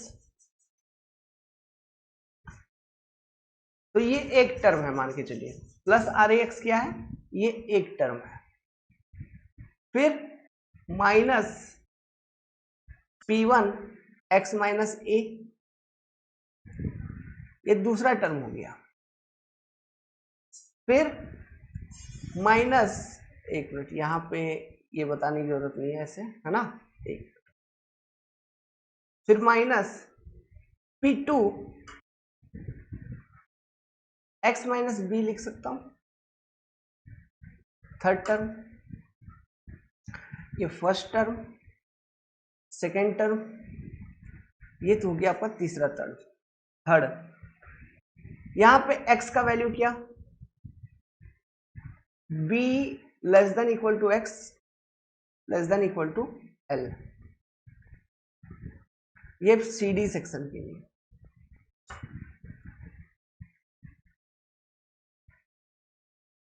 एक मिनट, यहां पे हम BC सेक्शन के लिए, ये जीरो नहीं, a less than equal to x less than equal to b, इसके लिए वैलिड है ये इक्वेशन, है ना। इसमें लिमिट क्या होगा सेकंड वाले इक्वेशन में, a less than equal to x less than equal to b। अभी हमने जो तीसरा इक्वेशन लिखा वो CD सेक्शन में x लेके लिखा, मतलब x फ्रॉम यही से मेजर हो रहा है, x फ्रॉम सपोर्ट a ही मेजर हो रहा है, ठीक है, x फ्रॉम सपोर्ट a ही मैंने लिया है, और उसको देखते हुए फिर हमने इक्वेशन लिखा। तो यहाँ पे आपको तीन टर्म आ गया, ठीक है। तो ये जो इक्वेशन आया ना आपका, कौन सा, ये फाइनल वाला इक्वेशन जो CD सेक्शन के लिए आपने लिखा, इस इक्वेशन को मैकुले साहब ने यूज किया। मतलब कहने का मतलब है मैकुले साहब ने क्या किया, सभी लोडिंग को कंसीडर करते हुए एक इक्वेशन को बनाया, उस इक्वेशन को mx की जगह पे लिखा। समझो बात को, सभी तरह के लोडिंग को कंसीडर करते हुए एक इक्वेशन बनाया, उस इक्वेशन को मैकुले साहब ने फिर एज ए mx यूज किया। मैकुले साहब use this particular mx for this particular loading. मतलब आपका ऑब्जेक्टिव क्या है, ऑब्जेक्टिव ये है कोई भी कॉम्प्लेक्स लोडिंग डायग्राम हो, समझिएगा यहाँ पे क्या, कोई भी कॉम्प्लेक्स इस तरह से, यहाँ तक यूडीएल है, मान लो यहाँ पे पॉइंट लोड है, यहाँ पे फिर थोड़ा सा यूडीएल है, यहाँ पे ऐसे पॉइंट लोड आ गया, तो आप बेंडिंग मोमेंट का जो इक्वेशन लिखेंगे, आप लिखिए इस वाले सेक्शन के लिए, लास्ट वाले सेक्शन के लिए एक्स एक्स, यहां के लिए इक्वेशन लिखिए, ठीक है, और उस mx को हम इक्वेशन में यूज करेंगे। तो यहां के लिए इक्वेशन लिखेंगे तो कहीं ना कहीं सभी तरह की लोडिंग जो मेंबर पे लग रहे हैं वो कंसीडर हो गए, इंक्लूड हो गए इक्वेशन के अंदर। ऑब्जेक्टिव समझ में आ रहा है, गेम समझ में आ रहा है, ठीक है, ये ऑब्जेक्टिव है। तो अब मैकुले साहब का मेथड हम पढ़ रहे हैं, तो ये एक एक्सप्लेनेशन देख रहे हैं, तो अब मैकुले साहब ने वही डबल इंटीग्रेशन के कॉन्सेप्ट को यूज किया। तो according to double integration technique, double integration method, क्या है हमारे पास इक्वेशन कर्वेचर का, E I D two Y by D x two equal to M X. तो एम एक्स की जगह हमने बोला ये तीसरा वाला इक्वेशन लिखेंगे जिसमें सभी तरह की लोडिंग जो मेंबर पे लग रहे थे वो कंसीडर हो गए। तो लिखा हमने R A x minus P one x minus A minus P two x minus D, include कर दिया। अब देखना ध्यान से, जैसे ये first term, second term, third term, तो फर्स्ट टर्म ये खत्म, सेकेंड टर्म ये जो भी साइन है उस साइन को इंक्लूड करके आपको सेकेंड टर्म देखना है। तो नेगेटिव साइन है तो नेगेटिव साइन के आगे, तो जैसे थर्ड टर्म में भी नेगेटिव है तो यहाँ पे एक स्लैश मारना। तो ये आपका फर्स्ट टर्म, ये सेकेंड टर्म, ये आपका थर्ड टर्म। समझ में आ रही है बात? तो इस तरह से इक्वेशन को फीड किया जाता है, mx का इक्वेशन को इस तरह से कंसिडर किया जाता है। तो ये तो मैं पॉइंट लोड का एग्जांपल समझा रहा हूँ। किसका समझाया मैंने? ये पॉइंट लोडिंग का मैं समझाया आपको। अब देखिए आगे, आगे आपको क्या करना है, इंटीग्रेशन करना है। तो फर्स्ट टाइम दो टाइम इंटीग्रेशन करना है, पहला करेंगे तो स्लोप का इक्वेशन मिलेगा, दूसरा करेंगे तो डिफ्लेक्शन वाला मिलेगा। लेकिन एक चीज ध्यान रखो, इंटीग्रेशन जब भी करोगे इंटीग्रेशन कांस्टेंट आएंगे, तो वो इंटीग्रेशन कांस्टेंट को कहां लिया जाए उसका भी एक लॉजिक है, मैकुले साहब ने बताया था। तो by integrating once, by integrating once, जब फर्स्ट टाइम इंटीग्रेट करेंगे इसको, तो देखिए इंटीग्रेशन करने का एक स्पेशल टेक्निक दिया था मैकुले साहब ने, है ना, तो वो टेक्निक को देखना। इंटीग्रेशन कैसे होगा, बड़ा सिंपल सा पैटर्न है, ध्यान से देखना। E I D Y by D X हो जाएगा इधर, इसमें तो कोई दिक्कत नहीं आपको, कोई दिक्कत नहीं। इक्वल टू क्या था तुम्हारा बाबू, आर ए एक्स, तो are A x square by 2 हो जाना चाहिए, हो जाएगा। तो इंटीग्रेशन कांस्टेंट जो है ना वो पहला टर्म के साथ ही आपको ऐड कर देना है, प्लस C1, पहला टर्म खत्म। यहां क्या था माइनस, ये माइनस एज इट इज रहेगा। यहां क्या था P1 x माइनस ए, तो P1 x माइनस ए, तो ये x माइनस ए को एज ए x कंसिडर करते हुए आपको इंटीग्रेट करना है, मतलब P1 x माइनस ए का स्क्वायर बाई 2 हो जाएगा, मतलब x को as a x minus A consider करके इंटीग्रेशन आपको करना है। समझ में आ रहा है, ये एक स्पेशल टेक्निक है, मैकुले साहब ने बताया था इंटीग्रेशन का। सिमिलरली स्लैश यहां क्या था P2 बाई 2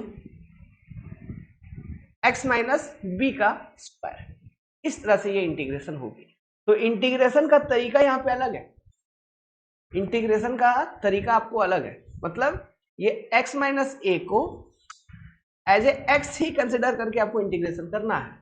तो ये कुछ कंडीशंस मैकुले साहब ने दिया है, ठीक है। बाय इंटीग्रेटिंग अगेन, तो ये इक्वेशन आपको मिला स्लोप का, तो डिफ्लेक्शन के इक्वेशन के लिए अगेन इंटीग्रेट करेंगे, तो बाय इंटीग्रेटिंग अगेन, जब दोबारा इंटीग्रेट करोगे डिफ्लेक्शन के इक्वेशन मिलना चाहिए, तो क्या मिलना चाहिए, E I into Y equal to R A X power 3/6 हो जाएगा ये, प्लस यहाँ पे C1x plus second integration constant C2 भी फर्स्ट टर्म के साथ ही ऐड होगा, स्लैश माइनस P1/2 पहले से था, बाहर निकाल लो, x माइनस ए का स्क्वायर था, है ना, तो ये क्या हो जाएगा x माइनस ए पावर 3/3 ऐसा ब्रैकेट माइनस P2 अगेन ये डायरेक्ट लिखता हूं P2/6 x माइनस ए का क्यूब। समझ में आ रहा है बात, इस तरह से ये इंटीग्रेशन होगा। This is a special technique which is given by Macaulay साहब। तो इस तरह से आप स्लोप एंड डिफ्लेक्शन के इक्वेशंस को लिखेंगे। और एक चीज हमेशा ध्यान रखिएगा, जो इंटीग्रेशन के कांस्टेंट है वो हमेशा जो फर्स्ट टर्म होता है उसी के साथ ऐड होंगे। Integration constant in always in first term, integration constant always added to first term।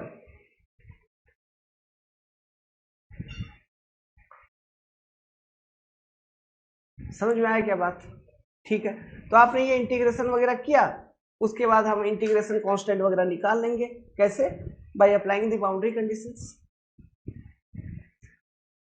अब बाउंड्री कंडीशंस को लगाने का भी एक तरीका यहाँ पे बताया गया है, ठीक है। क्या बताया गया है मैं एक एक करके अभी आपको लिखवाऊंगा, चीजों को समझाऊंगा। बाकी यहाँ तक आपने इक्वेशंस को सही सही लिखा कि नहीं आप एक बार देख लीजिए, एक बार मैं आपको दोहरा देता हूँ यहाँ से। ये था आपका मैकुले मेथड, ये दूसरा पेज डायग्राम जो मैंने आपको बताया था, ये एक एक्सप्लेनेशन हम आपको समझा रहे हैं। तीसरा पेज, ये चौथा पेज, यहां तक हमने लिखा था, ठीक है। चलिए आगे लिखिए, कुछ पॉइंट्स बना के लिखेंगे इसके आगे। लिखिए the constant of integration is always added with first term itself, जैसा कि आप देखते आ रहे थे, है ना। कांस्टेंट ऑफ इंटीग्रेशन जो है हमेशा पहला टर्म के साथ हम ऐड करते हैं। दूसरा पॉइंट लिखिए while applying boundary conditions, boundary conditions क्यों अप्लाई करते हैं, बाउंड्री कंडीशंस हम अप्लाई करते हैं किस लिए, कांस्टेंट ऑफ इंटीग्रेशन को फाइंड आउट करने के लिए, क्लियर है। तो while applying boundary condition only valid term is considered and remaining term is neglected। क्या मतलब है इसका, ध्यान से सुनिएगा समझिएगा। जैसे कि हमने ये वाला इक्वेशन बनाया, फाइनल इक्वेशन कौन सा, ये वाला इक्वेशन बनाया, एक मिनट आने दो मैं समझा रहा हूं। ये इक्वेशन हमने बनाया, ठीक है, किसका, डिफ्लेक्शन का बनाया। ये वाला इक्वेशन हमने बनाया स्लोप का। तो जैसे कि हमारा जो बीम था, यहाँ पर कौन सा बीम था, ध्यान से देखो, सिंपली सपोर्टेड बीम था। इस सिंपली सपोर्टेड बीम में एक्स का मेजरमेंट हम कहां से कर रहे थे इक्वेशन को लिखते वक्त, एंड ए से कर रहे हैं कि नहीं, एक्स का मेजरमेंट ए से कर रहे हैं। तो जब मैं बाउंड्री कंडीशन लगाऊंगा, समझो बात को, कैसा बाउंड्री कंडीशन यहाँ पे हो सकता है, दो बाउंड्री कंडीशन में लगा सकता हूं। एक्स इक्वल टू 0 पे, दैट इज एंड ए पे वाई 0 पहला, दूसरा at x equal to L पे, है ना, दैट इज सपोर्ट डी पे डिफ्लेक्शन 0। तो this will be boundary condition. जब मैं पहला वाला बाउंड्री कंडीशन लगा रहा हूं, समझना, x इक्वल टू 0, तो इसमें बेंडिंग मोमेंट का कौन सा सेक्शन आ रहा है, कौन सा इक्वेशन कंसीडर करना पड़ेगा हमको ए बी वाले सेक्शन का बेंडिंग मोमेंट कंसीडर करना है। बाकी बी सी और सी डी से रिलेटेड जो टर्म है उसे हम इग्नोर कर देंगे। समझ में आ रहा है। जब मैं दूसरा बाउंड्री कंडीशन यूज करूंगा x इक्वल टू एल, जो कि कंप्लीट बीम को कवर कर रहा है, तो इसमें तीनों टर्म, सभी टर्म कंसीडर हो जाएंगे, सभी सेक्शन के। समझ में आ रहा है बात, वही चीज यहाँ पे लिखा है कि जब हम बाउंड्री कंडीशंस को अप्लाई करेंगे तो वैलिड टर्म्स को ही कंसीडर करना है, बाकी टर्म्स को नेग्लेक्ट कर देना है। जैसे कि यहाँ पे मैं निकाल के आपको लगा के दिखाता हूँ तो आपको समझ में आ जाएगा और क्लियर कट। फॉर एग्जाम्पल यहाँ इसी वाले केस में ले लो, पहला boundary condition at x equal to 0 deflection 0, that is end A. तो ये डिफ्लेक्शन की इक्वेशन हम बाउंड्री कंडीशन लगा रहे हैं, तो एंड ए मतलब ए बी वाला रीजन है ना, तो ए बी रीजन का जो टर्म है उसी को केवल हमको कंसीडर करना है, बाकी सब ऑटोमेटिकली 0 हो जाएगा। मतलब जो इक्वेशन होगा E I into Y equal to R A by 6 into क्या था, इक्वेशन क्या था भाई, R A by 6 into X का क्यूब था ना, एक्स का cube plus C1x plus C2, ये तो आप लिखेंगे, लेकिन बाकी के जो यहाँ पे ऑब्लिक में जो टर्म्स थे और दो, ये 0 0 हो जाएंगे, इसको हमको कंसिडर ही नहीं करना, इनवैलिड। क्यों, क्योंकि जो हमारा बाउंड्री कंडीशन है वो एवी रीजन के लिए है, तो एवी रीजन का जो टर्म है we will only consider that particular term. तो फाइनल ओवरऑल इक्वेशन कैसे, 0 equal to R A by 6 into 0, x equal to 0 पे देख रहे हैं ना, plus C1 into 0 plus C2। तो यहां से क्या निकल के आ गया, C2 इक्वल टू 0। इस तरह से बाउंड्री कंडीशन अप्लाई होगा। तो ये तो मैंने एक बाउंड्री कंडीशन यहाँ पे इस पर्टिकुलर इक्वेशन में अप्लाई करके दिखाया। दूसरा बाउंड्री कंडीशन लगाता हूं, second at x equal to L, again y equal to 0, कहां पे, deflection at support d equal to 0, क्योंकि वहां पे भी रोलर सपोर्ट है। समझ में आ रहा है, ओके। तो डिफ्लेक्शन वाले इक्वेशन में हमको बाउंड्री कंडीशन लगाना है, तो लगाऊंगा, क्या लगाऊंगा, ध्यान से देखो। हम अब यहाँ पे सभी टर्म को कंसिडर करेंगे, 0 equal to R A by 6 into L का cube plus C1 into L minus, ये माइनस क्यों, डायरेक्ट यहाँ पे C2 इक्वल टू 0 हो गया था ना, तो इसलिए मैं लिखा ही थी, oblique minus P1 by 6 L minus A का cube minus P2 by 6 L minus B का क्यूब।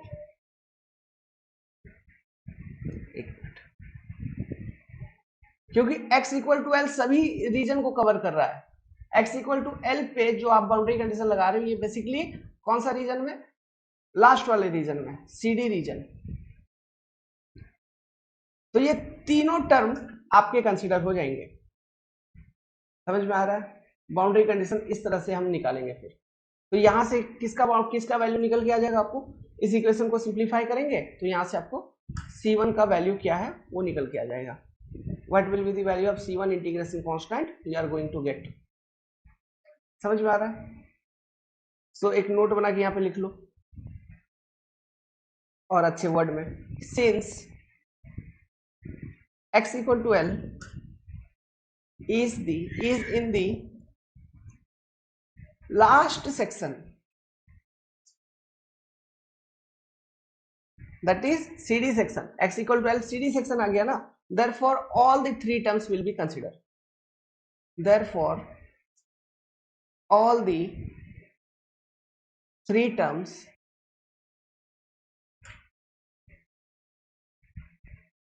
will be considered.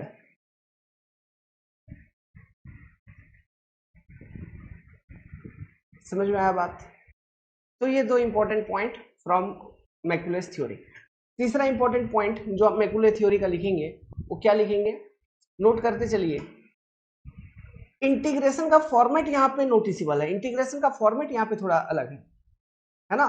तो ये चीज आप मैथमेटिक्स के अकॉर्डिंग नहीं देखना कि मैथमेटिक्स में तो सर ऐसे नहीं करते हैं। अरे कोई बात नहीं, यहाँ मैकुले साहब ने बताया कि ऐसा इंटीग्रेशन करना है तो ऐसा ही करना है, हम ऐसा ही करेंगे, है ना। तो इंटीग्रेशन का फॉर्मेट यहाँ पे जो मैकुले साहब ने प्रपोज किया है, जो दिया है, we are going to use that particular format only. अपने हिसाब से कोई दिमाग नहीं लगाएंगे। तो लिखिए the format of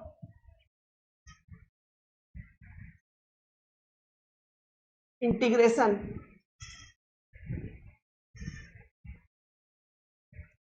is noticeable, ध्यान देने योग्य है, नोटिसेबल। नोटिस दैट, ध्यान दीजिए,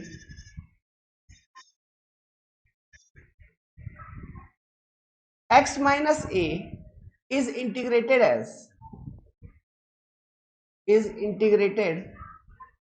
लिखते चलिए इंटीग्रेटेड एज। कैसे इंटीग्रेशन करना x माइनस ए का, x माइनस ए का होल स्क्वायर बाई 2। लेकिन एक्चुअली में क्या होना चाहिए, एक्चुअली में होना चाहिए आप अलग अलग इंटीग्रेशन करेंगे ना। x देखिए अलग अलग इंटीग्रेशन करने का मतलब x minus A D x, integration का मतलब क्या, यही। तो ये अलग अलग इंटीग्रेशन करोगे तो ये क्या हो जाएगा, x dx का इंटीग्रेशन मतलब x square by 2 minus A x, ये होना चाहिए था, ठीक है। बट हम लिखते क्या है, हम लिखते हैं इस तरह से इंटीग्रेशन करके लिए। So this is the format what we are going to consider. समझ में आ रहा है? ओके अब ऐसे हम क्यों कर रहे हैं, बेसिकली क्या रीजन है, मैकुले साहब ने क्या सोचा है, वो इसलिए क्योंकि x माइनस ए जो है ना, ये सीधा ये जो पैरामीटर x माइनस ए है, ये क्या रिप्रेजेंट करता है, it is representing the position of load, representing the position of a particular load, position of a particular load from x section, है कि नहीं, from position of a particular load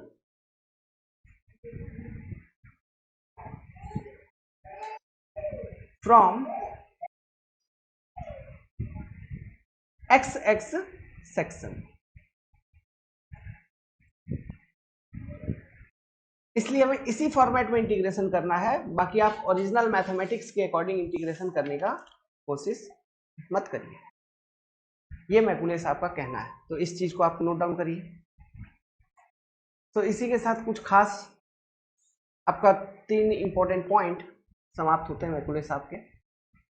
okay तो इस तरह से इक्वेशन लिखने में और इस तरह से इंटीग्रेशन कांस्टेंट को फाइंड आउट करना है, और फिर बाद में हम स्लोप एंड डिफ्लेक्शंस के वैल्यू कैलकुलेट करेंगे, ठीक है। तो ये तो मैंने आपको पॉइंट लोड का सिस्टम बताया।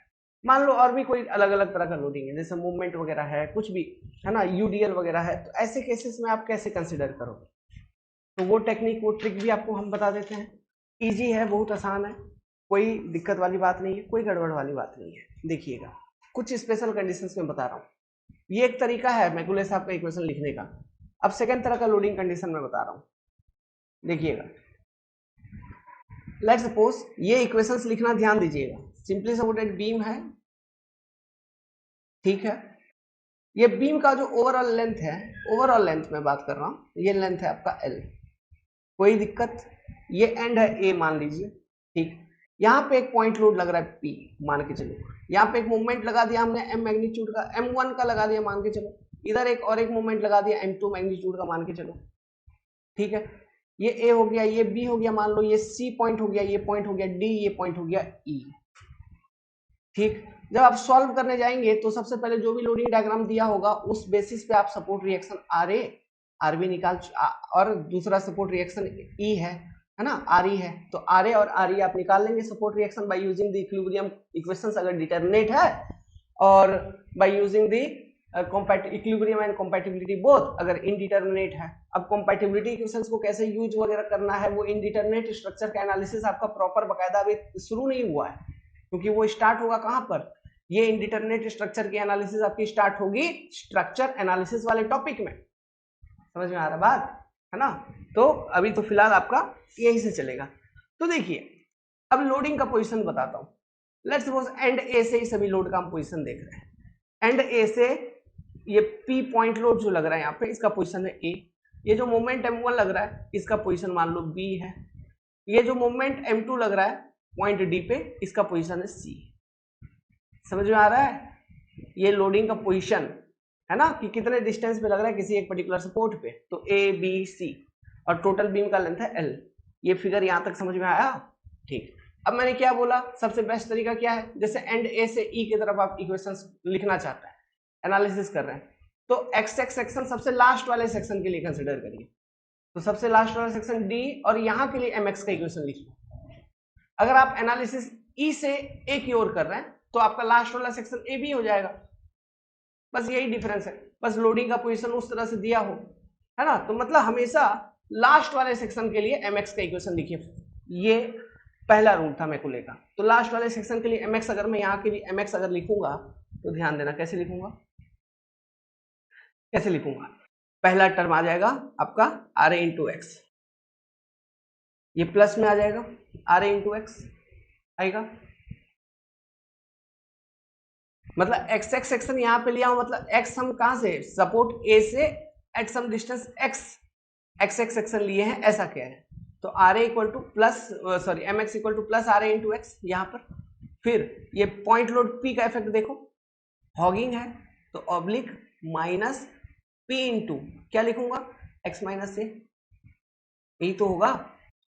फिर ये मूवमेंट M1 जो मूवमेंट है इसका इफेक्ट कैसा है, सैगिंग या हॉगिंग, इसका इफेक्ट सैगिंग है तो ये प्लस में आएगी, तो प्लस M1 तो लिखूंगा, और कुछ लिखने का जरूरत है क्या, लिखने का जरूरत नहीं है, क्योंकि मोमेंट का इक्वेशन लिख रहा है तो यहाँ पे M1 लिख दिया काफी है। लेकिन नहीं, मैकुले साहब ने यहाँ पे लोड का पोजीशन इसलिए यहाँ पे इंपॉर्टेंट हो जाता है। मैकुले साहब ने बोला यहाँ पे कि आप x माइनस बी पावर 0 लिखिए।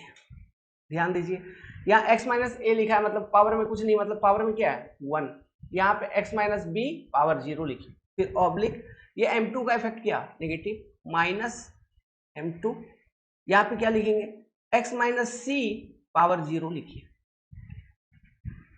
इस तरह से मूवमेंट्स को कंसिडर किया जाता है। mx का इक्वेशन इस तरह से लिखेंगे अगर मूवमेंट है तो। समझ में आ रहा है? उसके बाद ये वो ei into D two Y upon D x two वाली इक्वेशन इसको फीड करेंगे, फिर इंटीग्रेशन करेंगे। जब इंटीग्रेशन करेंगे तो इंटीग्रेशन कांस्टेंट को पहला टर्म के साथ ही ऐड करेंगे। फिर बाउंड्री कंडीशंस लगाते वक्त ध्यान रखेंगे कि बाउंड्री कंडीशंस हम जो लगा रहे हैं उसमें सभी टर्म को कंसिडर करना है ना, पहले टर्म को कंसिडर करना है, क्या करना है नहीं करना है। जिस वाले रीजन में वो बाउंड्री होगा उस वाले रीजन के अकॉर्डिंग टर्म्स को देखते हुए आपको यूज करनी है मतलब इन इक्वेशंस को। समझ में आ रहा है? ये एक स्पेशल केस है, डायग्राम बना के नोट डाउन करिए। बस ये चीज लिखना, ये जो इक्वेशन में लिखना आपको बता रहा हूं, ये लिखना सीख गया, बस खत्म मैकुले में, यही इंपॉर्टेंट है। और जो डायग्राम्स में जो कंडीशंस बता रहा हूं अभी, वो आपका ओवरऑल बेसिक्स है, इन्हीं को यूज करके आप इक्वेशंस को लिखेंगे। जैसे मूवमेंट में, ठीक है, x माइनस बी पावर 0 कर दिया, तो x माइनस बी पावर 0 का कोई मतलब नहीं है ना, ये x भी आपका सम न्यूमेरिक वैल्यू होगा, b भी सम न्यूमेरिक वैल्यू है, तो 1 पावर 0 कितना होता है, वही 1 यार। 2 पावर 0 क्या होगा, वही 1 होता है यार। समझ में आ रहा बात? ओके, तो बस लिखें ताकि बाद में जब इंटीग्रेशन करेंगे तो इस पे पावर 1 आ जाएगा। ओके, देखिए मैं चाहूं तो इन सब चीजों को स्किप कर सकता था, लेकिन नहीं, कोई मतलब नहीं है स्किप करने का। आप लोग बोलेंगे सर आप ज्यादा पढ़ा दे रहे हैं, लेकिन नहीं, वो भी नहीं है। जो पढ़ा रहे हैं, जो बता रहे हैं, वो एकदम पिन पॉइंटेड चीजें हैं और ये आपका जरूरत का है। लेट्स सपोज, और एक सिंपली सपोर्टेड बीम, ठीक है, मैं यूडीएल को कैसे कंसिडर करेंगे अब उसको सिखाएंगे। ये चीज देखना, बहुत कंफ्यूजन होता है इसमें। देखो ये एंड ए है, लेट्स सपोज एल लेंथ का ये बीम है, ठीक, अच्छे से ध्यान से सुनना। यहां पर एक पॉइंट लोड लग रहा है पी, मान के चलो, एक मूवमेंट भी कंसिडर कर लिया एम मैग्नीट्यूड का यहाँ पर, ठीक है। लेट्स सपोज यहां पर कहीं पर एक छोटा सा लेंथ का यूडीएल कंसिडर कर लिया, ठीक है। यूडीएल का मैग्नीट्यूड डब्ल्यू किलो न्यूटन या डब्ल्यू किलो न्यूटन पर मीटर, चलो मैग्नीट्यूड भी दे दिया। अब पॉइंट डिफाइन कर देते हैं, ये ए हो गया, ये बी हो गया, ये सी पॉइंट हो गया, ये डी पॉइंट हो गया यूडीएल का स्टार्टिंग, ये पॉइंट हो गया ई यूडीएल का एंडिंग, ये पॉइंट हो गया एफ। तब जब एनालिसिस करने जाओगे तो उससे पहले इक्विलिब्रियम इक्वेशंस वगैरह को अप्लाई करके सपोर्ट रिएक्शंस आर ए और आर एफ आप कैलकुलेट कर लेंगे, कर लिए कैलकुलेट। इसके बाद हमको क्या लिखना है, बेसिकली mx का इक्वेशन लिखना है। तो mx का इक्वेशन आप लास्ट वाला सेक्शन कंसीडर करिए, x सेक्शन, यहाँ पे mx का इक्वेशन आप लिखिए। हम मतलब एंड ए से f की ओर लिख रहे हैं, मतलब x सेक्शन जो मैंने कंसीडर किया है वो सेक्शन मैंने x सेक्शन कंसीडर किया है a से, मतलब यहां से, this is your x section at some distance x from support a। अब लोडिंग का पोजीशन बताता हूँ, ये जो p लोड है ये लेट्स सपोज एंड a से a डिस्टेंस पे है, ये जो मूवमेंट है ये लेट्स सपोज एंड ए से बी डिस्टेंस पे है, ठीक है। ये जो यूडीएल का स्टार्टिंग, ध्यान से देखना, एंड ए से लेट्स सपोज इस ये जो डिस्टेंस है ये है डी, अच्छा बी हो गया ना, सी इसको सी कंसिडर करेंगे, इसको सी। ये यूडीएल का स्टार्टिंग, यूडीएल का एंडिंग एंड ए से डी डिस्टेंस पे है। ए बी सी डी क्या है समझ में आया, पोजीशन, सी डी समझ में आया, यूडीएल का स्टार्टिंग और यूडीएल का एंडिंग दोनों आपको पता होना चाहिए, ठीक है। और ये एक्स सेक्शन आपको समझ में आया जहां पे आपको एमएक्स लिखना है, ठीक। जब ये सब चीज समझ में आ गया तो अब एमएक्स का इक्वेशन आप लिखने जाओगे, जब एमएक्स का इक्वेशन तो एकदम आराम से लिखोगे, क्या, पहले तो प्लस आर ए इंटू एक्स हो जाएगा एक टर्म, ऑब्लिक मोमेंट का इफेक्ट, ये सैगिंग है तो ये प्लस में आ जाएगी, प्लस क्या, moment M into x minus B power 0, सीधी सी बात। यहां तक लिखने में आपको, अच्छा ये पॉइंट लोड भी एक था ना, तो point load second term point load वाला आएगा, तो पॉइंट लोड का इफेक्ट नेगेटिव है, हॉगिंग है, तो P इंटू एक्स माइनस ए खत्म, ऑब्लिक प्लस एम, मोमेंट का इफेक्ट सैगिंग है, देखो है ना, मोमेंट इस तरह से लग रही है, मेंबर को इस तरह से बेंड करेगी, ओके, मोमेंट का इफेक्ट आपका सैगिंग है, ओके। और ये जो पॉइंट लोड है कौन सा, ये पॉइंट लोड P, ये इस तरह से लग रहा है ये, तो मेंबर को इस तरह से बेंड करेगा, तो पॉइंट लोड का इफेक्ट हॉगिंग है, तो M प्लस M ये सैगिंग, ये मूवमेंट का इफेक्ट सैगिंग, सैगिंग हॉगिंग देखना मालूम है ना, कुछ नहीं भूलना बाबू, ये हॉगिंग नेगेटिव, ये पॉजिटिव, सैगिंग मतलब top compression bottom tension, hogging मतलब top tension bottom compression. Top मतलब कहने का मतलब है रेफरेंस फेस, रेफरेंस फेस मतलब वो फेस जिस फेस पे लोडिंग लग रहा है, ये मेंबर, तो ये मेंबर का ये रेफरेंस फेस कौन सा, जिस फेस पे लोडिंग लगता है, ठीक है। सब रिवीजन करवा दिया। तो ये मूवमेंट को कैसे लिखेंगे, मूवमेंट का इफेक्ट सैगिंग है तो प्लस एम, फिर पोजीशन क्या है बी, तो एक्स माइनस बी पावर 0, ठीक, ऑब्लिक, इसके बाद यहां पे एक टर्म आएगा किसके लिए, अब किसका इफेक्ट आपको कंसीडर करना है, लास्ट वाले सेक्शन में इस यूडीएल का इफेक्ट भी आएगा, ठीक है। यूडीएल के कारण एक टर्म आनी चाहिए, तो यूडीएल के कारण जो भी टर्म आएगी, ये बात तो क्लियर है, वो हॉगिंग नेचर का होगा बाबू। ये चूंकि ये जो टॉप वाला यूडीएल दे रखा है ये ऊपर से दे रखा है, ठीक है, तो ये हॉगिंग नेचर का होगा, ये बात तो क्लियर है। तो हम कंसिडर कैसे करें, लिखें कैसे, अब यूडीएल के इफेक्ट को कंसिडर कैसे करना, तो देखिए इसके लिए एक तरीका दिया गया है। तो देखिए यूडीएल को कंसिडर करने का तरीका एक दिया है मैकुले साहब ने अलग से, और तरीका जो है बड़ा दिलचस्प है। तो आपने पहले सपोर्ट रिएक्शन निकाल लिया था, ये आर ए निकाल लिया था, और ये वाला आर एफ था आपका, ये आपका एक्स एक्स सेक्शन है कि नहीं, ये क्या आपका एक्स एक्स सेक्शन एंड ए से एट सम डिस्टेंस एक्स, ठीक है। उसके बाद लोडिंग का ये पोजीशन वगैरह आपको मालूम था, तो हम तो यहां तक तो कंसिडर किए ही थे ना पॉइंट लोडर मूवमेंट को, हमको सिर्फ अभी यूडीएल कंसिडर करना है। तो यूडीएल का मैं आपको दिखा रहा हूँ, देखो यूडीएल का ये पोजीशन था सी स्टार्टिंग वाला, ये और ये एंडिंग वाला पोजीशन था डी, आपको ये चीजें मालूम थी। और ये आपका एक्स एक्स सेक्शन यहां तक, ठीक है, ये आपका एक्स एक्स सेक्शन। तो अब देखिए जब भी यूडीएल को कंसिडर करना हो तो हम क्या करेंगे, जहां एक्स एक्स सेक्शन दिया है वहां तक अगर यूडीएल कंप्लीट है तो ठीक है, वहां तक यूडीएल कंप्लीट है तो ठीक है, तब कोई दिक्कत नहीं है। लेकिन अगर वहां तक यूडीएल कंप्लीट नहीं है तो आपको ये यूडीएल को वहां तक कंप्लीट करना होगा, समझो। यहां तक यूडीएल आपने क्या किया, कंप्लीट किया, ठीक है। तो ऊपर से अगर ये यूडीएल मैंने लगाया तो नीचे से और एक छोटा यूडीएल यहां पे चिपकाना होगा मेरे को, सेम मैग्नीट्यूड का, ताकि ये दोनों का इफेक्ट एक दूसरे को कैंसिल कर पाए, क्योंकि एक्चुअली में ओरिजिनली तो वो है नहीं, है ना। तो हमारा जो एक्चुअल यूडीएल है वो कौन सा है, ये लेंथ का, ये छोटा सा ये वाला, ये यूडीएल हमारा एक्चुअली प्रेजेंट है, ध्यान से देखो, दिस यूडीएल्स आर एक्चुअली प्रेजेंट। ये हमने अलग से ऊपर से एक यूडीएल लगाया और नीचे से एक यूडीएल लगा दिया, समझ रहे हो। ये पॉइंट था आपका डी, ये पॉइंट था आपका ई,